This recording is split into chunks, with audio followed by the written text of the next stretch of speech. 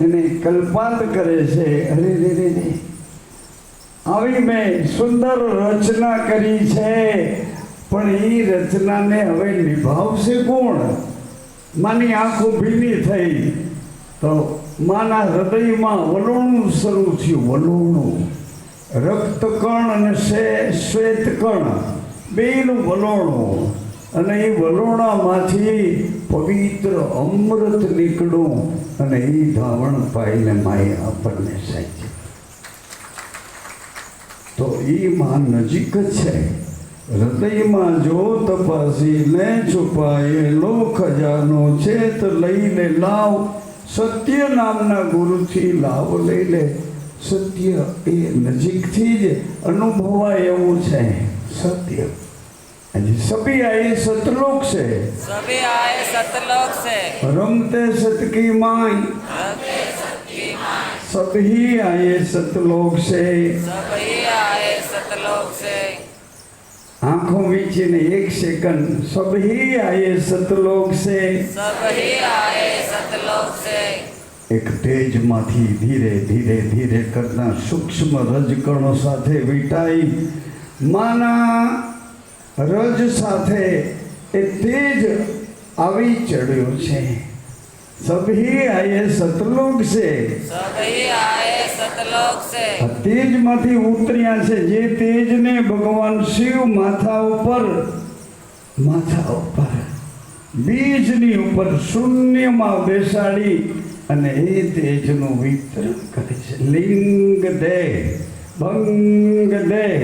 લિંગ દેહમાં આપણે પુરુષના શરીરમાં આવ્યા છીએ. ભંગ દેહમાં આપણા પ્રકૃતિના અડધા શરીરનો જન્મ થયો છે. ભંગ દેહમાં આપણી જનેતા છે.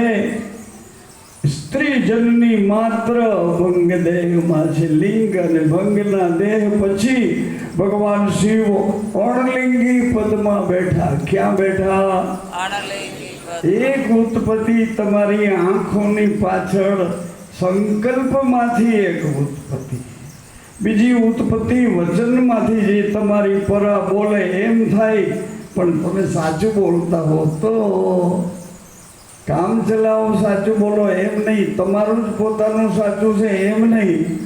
સત્ય તો સર્વવ્યાપી છે. સત્ય સર્વવ્યાપી છે. સભી આયે સતલોક से, सभी आए सतलोक. રમતે સત કી માય.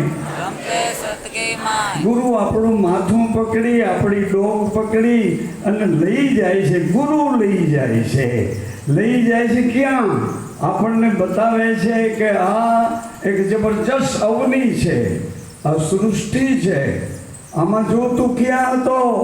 અરે નહીં નહીં ગુરુજી, નહીં નહીં નહીં, ત્યાં મને નથી જવું ગુરુજી.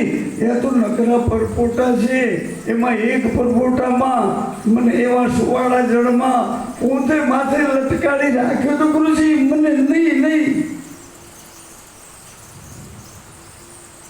નહીં.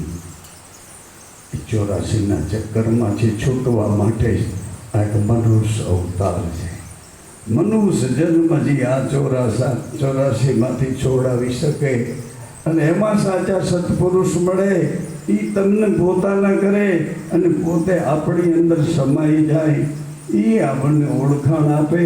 તો આજે માના દરબારની સાક્ષી પૂરતો અમારો અન્નપૂર્ણા આશ્રમ, બધાએ ભાવિકો, નાના મોટા બહેનો ભાઈઓ બધાને રામમઢીનો ધર્મદ્વાર હૃદયથી આવકારે છે. અને આખા માના દરબારની જવાબદારી અમારે ભીખુભાઈએ લઈ અને માનો દરબાર ત્યાં સ્થાપના કરાવી છે. હરિભાઈનું બહુ સારું ગીત બોલે છે કે માં આવ્યા ક્યાંથી? અને આવ્યા તો કાલે અમારે બધા રબારી સમાજના ભાઈઓ આવ્યા હતા. સુરઠ વિભાગના, ગિરનાર વિભાગના સોમનાથની છાયામાંથી આવ્યા હતા. અને સોમનાથનું ચોથા વેદનું ગીત ગાતા હતા. હા હા કરી અને માનસરોવરથી માં કેવી રીતે ઉતર્યા અને કેવી રીતે માની વિગત આખી પણ આપણે સાંભળી શકીએ, સમજી ન શકીએ. હા એ બધું સંભળાય પણ સમજાય નહીં વાતો શું કરે છે. એમ માની વાત માની પાસે હોય. માં એક જ કહી શકે કે આ તારો બાપ છે. જગતમાં બીજો એક સદગુરુ છે કે આ તારા બાપનો બાપ છે. અરે અરે તો રાજી ખુશીથી આજે નવસારી મંડળ આપણી વચ્ચે પધાર્યા છે. એ બધાને આપણે રાજીપો આપીએ. આપણે એને પોતાના માનશો તો એ આપણા છે, આપણને એ પોતાના માનશે. હજી એમ જ છે ને. એમ તમે તમારા જેની હાથે હથેવાળો થયો ચાર મંગળ વેચતા એને પોતાના માનો તો એ તમને પોતાના.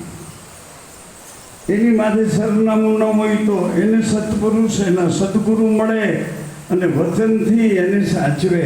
વચનથી ક્યારેક કહી દે સદગુરુ આ તમે ડારો દો ને અમારી દીકરીઓને એમ સદગુરુ તમને ડારો દો. ખબરદાર જો મને પૈસા વિના મન આડાવડું ક્યાંય ભટકાડ્યું છે તો તારું સરનામું ફેરવી નાખીશ. ખબરદાર ગુરુ પણ ડારો દેતા હોય પણ આપણે સંસારમાં અટવાયા એટલે એ ઉપલા કાન આપણા બંધ રાખીએ અને ચાલુ સબસિડીના ક્લાસ આપણા કાન ચાલુ હોય એવી રીતે જેમ હોય તેમ. પરંતુ અત્યારે મોડી રાતે સમજણા બધા વિવેકવાળા તમે ગુરુ ભાઈઓ બહેનો ભેગા થયા. તમને સૌને ભાળીને સાધુ મૂળદાસ રાજી થઈ. અરે અરે સાધો સાધો એમ રાજી થાય છે. હવે ભાઈઓ બહેનો તમે અહીંથી તમારી સામગ્રી લાવ્યા હો તે લઈને આમ ચાલો. એટલે થોડા ભાઈઓ બહેનો હજી એક પાછલી રાતના આરાધી સંતવાણીવાળા હવે નીકળ થાય એ લોકોની અમે રાહ જોઈ છે. તો થોડા પણ સમજણના ઘાટમાં એરણ માથે હથોડા પડે ને એવી રીતે ઘડાઈને આપણી વચ્ચે આવે છે. તો તમે બધા એ છો, એ પણ એ છે એમ સમજી